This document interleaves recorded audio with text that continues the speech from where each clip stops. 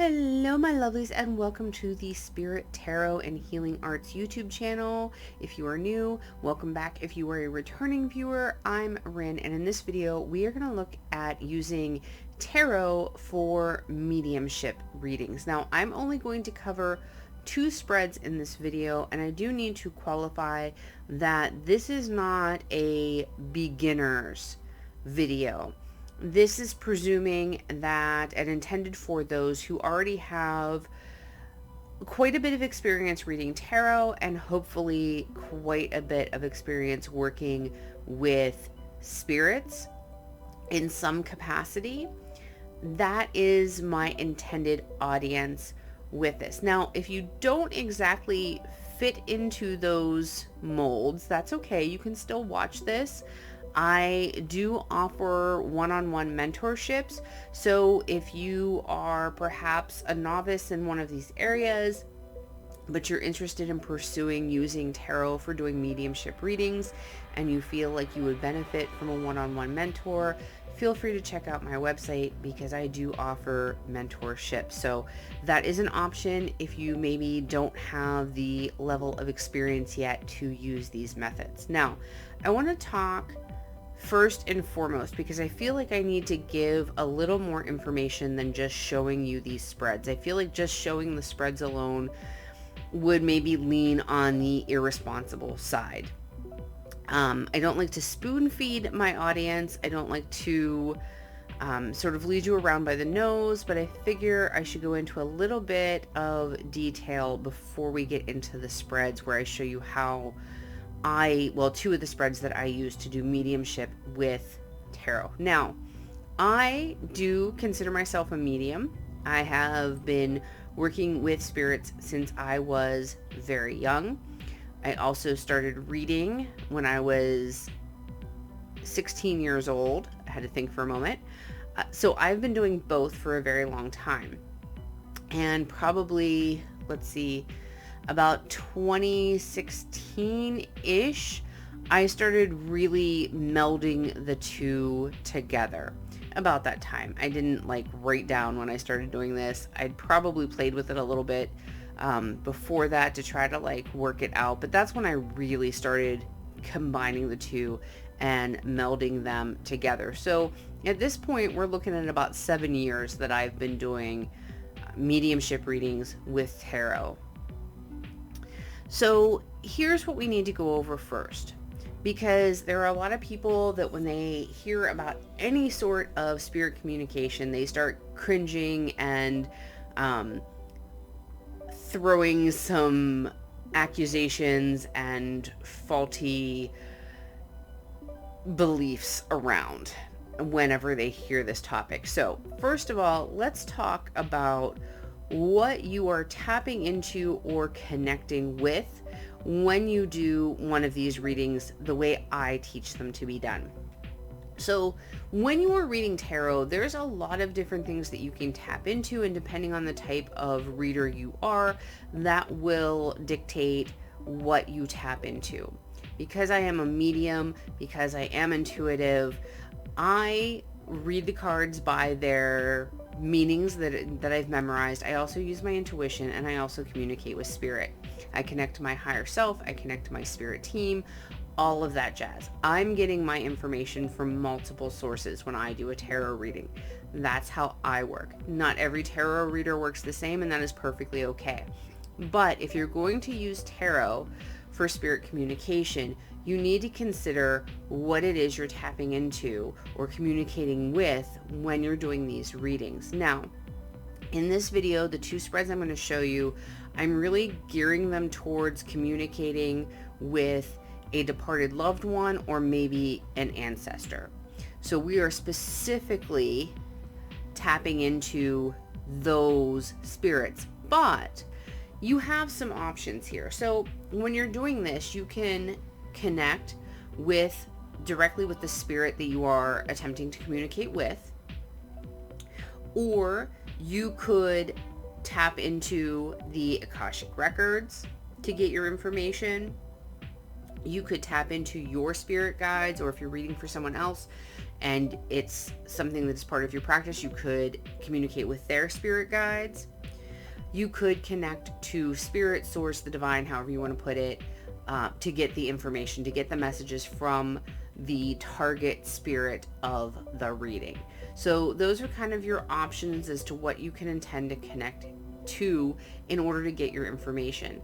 So let's just talk about this. Is there any potential downside to communicating with spirits through tarot? Just like anything else, yes, there are pros and cons. This is not completely devoid of risk. However, if you use common sense, if you are respectful and you take common sense precautions, you honestly are more likely to be harmed by someone you know. Statistically speaking, you're more likely to be harmed by someone you know than any spirit that you are communicating with through the tarot in this specific case, okay? And remember, we're talking about departed loved ones and ancestors at this point. We are talking about people who have crossed over as intended after we passed. We are not talking about earthbound spirits or spirits that were never in human form. Okay? So that is a very clear distinction that needs to be made. In this particular instance, our target spirits are ones that are not malevolent spirits. So as long as you are taking common sense precautions, as long as you are being respectful of the practice and the spirits, your risk is minimal. Again, you're more likely to be harmed by someone you know, statistically speaking, than if you were doing this properly. But that is important. You need to do this properly. Now, I am not going to teach protection and cleansing in this video. Again, I am presuming that you, the viewer, if you are going to try this, you have a certain level of experience and knowledge. Again, if you don't have that, but you're interested in this and you still want to watch this video, please stay. You're more than welcome to do so. And if you want to learn more about how to protect, cleanse, and be respectful and hone this ability, then again, check out my website. I do offer one-on-one mentorships if that is something that interests you. But again, you need to have a certain level of experience and knowledge in order to be able to do this well and safely. And again, we're minimizing our risk here because in this particular video, the spreads that we're looking at only contact a very specific kind of spirit. And you need to be very clear about your intentions when you do this reading. You need to be very clear about who is allowed to deliver the messages to you. You need to be very clear about how you are connecting and what you are connecting to in order to receive the messages. And you need to make sure that you are protecting and cleansing however your path. I mean, there's lots of different options there. There's not one singular right way.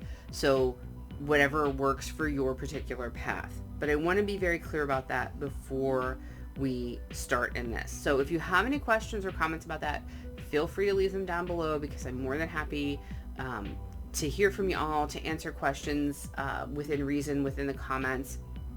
And like I said, I do offer mentorships if this is something you're really into and really want to explore but need a teacher. So that option is open to you. All right, so now that I've talked about that, you're going to need to decide how you connect, because that is up to you and what you're comfortable with and what your beliefs are and what your path is. So decide how you're connecting before you even begin this. Now, this first spread that I'm going to show you, I am showing you this in regard to departed loved ones or maybe an ancestor. I sometimes will use this for spirit guides as well, but mostly for departed loved ones and ancestors. All right, so as we get into the spreads, I need to ask that you ignore my extremely chipped nail polish. I have a lot of readings to do today, and so I had a choice. I could do my nails or I could make content, and I decided to make content. So please do not mind my very, very chipped nail polish. Not only time-wise did I just want to make content over doing my nails today, I actually ordered this really beautiful nail polish that I'm so excited to get, and it's going to be here in a couple of days, so I really don't want to do my nails now to just redo my nails then, so please don't mind. All right, so here is our first spread, and to be perfectly honest, I learned this years and years and years ago. It was a YouTube channel that I learned it from. I don't remember the name. I want to say it was CCCICI, but I can't remember for sure, and I can no longer find that channel. I don't think it exists anymore. So if I do ever come across it, I'll try to remember to come back and leave a note in the description box here. But the last time I checked, I could not find the source that I learned this, or learned the original method from. All right, so you're going to divide your deck into 3 piles. First, you're going to have all of your court cards, then you're going to have all of your majors, and then you're going to have the rest of your minors as the 3rd pile. The deck does have to be divided into these 3 piles, and they do need to be in this order: court cards, majors, the rest of the minors. And you'll see why. So for this particular spread, we are not seeking information from a specific person. We're not saying who we're contacting. In this particular case, your intention is going to be that you are either connecting with just any departed loved one of yours who wants to come forward and give you a message, or an ancestor who wants to come forward and give you a message. And if you don't know, if you haven't been following me, here is how I define those 2 types of spirits and why I say it the way I do. A departed loved one is anyone that you knew or related to in this lifetime. Your lifetimes overlapped. Even if you were young, they were around while you were alive. Your lifetimes overlapped. And then an ancestor is anyone from your family, your genetic line, who passed before you were born into this particular lifetime. That is how I differentiate between the 2 of those. You can take those distinctions or leave them, whatever works for you. But just so you know what I mean when I'm saying these terms, a departed loved one is someone that you actually had contact with in this lifetime while they were still alive, or if someone passed before you were born, but you are related to them, they are in your ancestry, your genetic lineage, then they would be an ancestor. There can be a little bit of a gray area. If somebody was alive, but you were only a newborn and you never actually interacted with them, then you may personally choose to consider them an ancestor rather than a departed loved one. So there is a little bit of a gray area there. Just go with what feels right for you, but just make sure that you are clear in your intention. So we are asking either a departed loved one or an ancestor who has a message for you to come forward. We don't ask a specific question of this spread. We are just opening up to guidance and messages from that departed loved one or ancestor who wants to deliver a message to you. And I always, whenever I send out this invitation to Spirit to communicate, I always put the qualifier on that I will only accept messages from a departed loved one or an ancestor that has a message that will be beneficial for you. No one can come through to say something that's just hurtful and spiteful. They can only bring through a message that can bring closure, happiness, healing. Sometimes difficult messages do come through, but if they come through with love and they're meant to help you move forward, it's not meant to be mean, it's meant to help you progress, then that can come through. But I do put those qualifiers on so that it helps to weed out some of the riffraff in the spirit world. And it's part of why I say if you take the right precautions, this really is not as dangerous as a lot of people will make it out to be. All right, so we're letting whatever departed loved one or ancestor has a positive, beneficial message for you come through and deliver whatever that message is that they feel that you need to hear right now. So how we do this reading is we start with the court cards pile. You'll shuffle this and then deal 1 card out of the court cards pile. This card identifies who the departed loved one or spirit is. Now, there are loads of different ways to interpret the court cards as people. If you have your own system for doing that, great, run with that. If you don't, if that's something that you would like to work on, I do offer a PDF in the Spirit Tarot Etsy shop that's called Who's Who in the Court Cards, and it goes over several different methods for identifying court cards as people. So there's two main ways that I personally use. It depends on the type of reading I do as to how I decide which of those two methods I use. Sometimes I combine them a little bit because they can be combined. So you can assign zodiac signs to several of the court cards. There's two different ways that I teach to do that in the PDF. So for me, we've got the Queen of Swords here. So if the Queen of Swords came up, this could mean someone who was a Libra. If I don't want to go with a zodiac sign, well, the Queen of Swords is someone who's very analytical. She has the ability to see the big picture. She likes to be intellectually stimulated. She can talk about anything with anyone. She's very intelligent. She can really cut through the BS and get to the root of things. When a tough decision needs to be made, she's the person who can do it. She can, sort of let her head lead over her heart, and when there's a tough decision, she can be the one to make that tough decision. Sometimes people will see the Queen of Swords, they'll get the misconception that she's cold or unfeeling because she can make these tough decisions so analytically. She's actually not. She really does feel, but she's able to put that aside when she needs to and do what needs done. So that's another way that you can interpret it. Again, if you are looking for maybe some different ways of interpreting the court cards, or you want some help, or that's something you're working on, I do have the PDF in my Etsy shop. So the first card, again, is using this court card to identify what departed loved one or ancestor is coming through in the reading.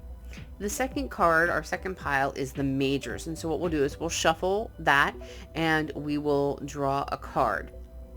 Now, I do want to point out that this is just how the cards came out when I made these piles, and it actually has a relevant reading for me. So thank you, ancestors. But anyhow, so we have the Fool here. So this card, the majors, it kind of gives you the theme or the subject of the message from the departed loved one or ancestor. This is what the reading or the message is about. So we know that this is a Libra or someone who has that Queen of Swords energy, and the message is the Fool. It's about needing to make a new beginning, take a leap of faith, start a new chapter, things like that. So, and this is something I'm currently working on, starting something new in my life. And so that's the topic or the subject of the message. And then over here we have the rest of the minors. We shuffle those, we draw a card, and this is like the details of the message or more information on the message they want to convey. And so for me personally in this, we've got this ancestor coming through. It's a message about this new beginning that I'm wanting to create for myself, this leap of faith that I am in the process of taking. And then we have the Nine of Cups, which for me is the card of wish fulfillment. And this is my ancestor coming through to be like, yep, Rin, you are on the right path. It is time for that new beginning. It's time to start this new journey, this new adventure. It's time for a new chapter. And, taking that leap of faith is the right thing because it will bring wish fulfillment for you if you follow this through. All right, so that is spread number 1. We've got the court cards to tell us who is coming through, the majors to tell us the theme, subject, or topic of the message, and then we've got the rest of the minors. They give us more details and more of the message that departed loved one or ancestor wants to deliver to us, that they feel we need to hear in this moment in time. Again, if you have any questions, leave them down below. I'm happy to do my best to answer them for you. All right, so let me set up for spread number 2. Okay, so spread number 2 is for when we want to try to get a message from a specific departed loved one or ancestor. And so what we will do for that one is whatever card, however we use the court cards, whatever card represents that person, we're gonna lay it out on the table because that's sort of I call it a spirit card, and sort of a focus card to help us direct our efforts and call messages from that person to us. So I lay out whatever core card I associate with them on the table so that it is there as my spirit card. That's just what I call it. All right, so this is a 5-card spread. We start with the center card. This card asks if the particular person is at peace on the other side. And we have the 5 of Swords here. To me, this tells me that this particular ancestor has sort of dealt with and slayed all their demons from the life that they had, and that they are at peace now. That's how I personally interpret that in this particular case. Then we have the next card, which is the second card. And again, you can lay these out however you want. This is just how I do it. So the first one is, are you at peace? Then I ask, what would you like me to know? And we have the 3 of Cups. It's time for me to heal old wounds.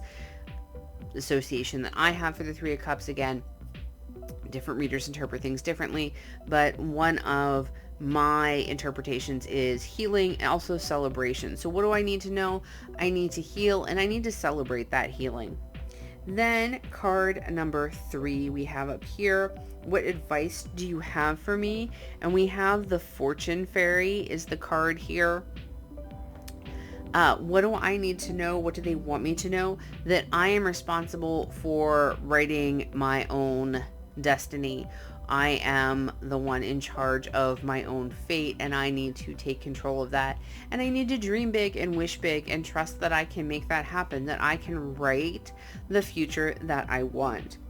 The 4th card over here is, what would be a good next step for me, or what next step do you advise? We have the Blasted Beach, which is equivalent to the Tower in other tarot decks. So my next best step is, I have brought things to the foundation. I've got my foundation set and ready. I need to start building on that foundation, right? I've cleared away the rubble, the mess, the chaos. Maybe there's a little more of that for me to clear away. I need to get that cleared away, and I need to start building that future that I want. I've got to make my dreams come true.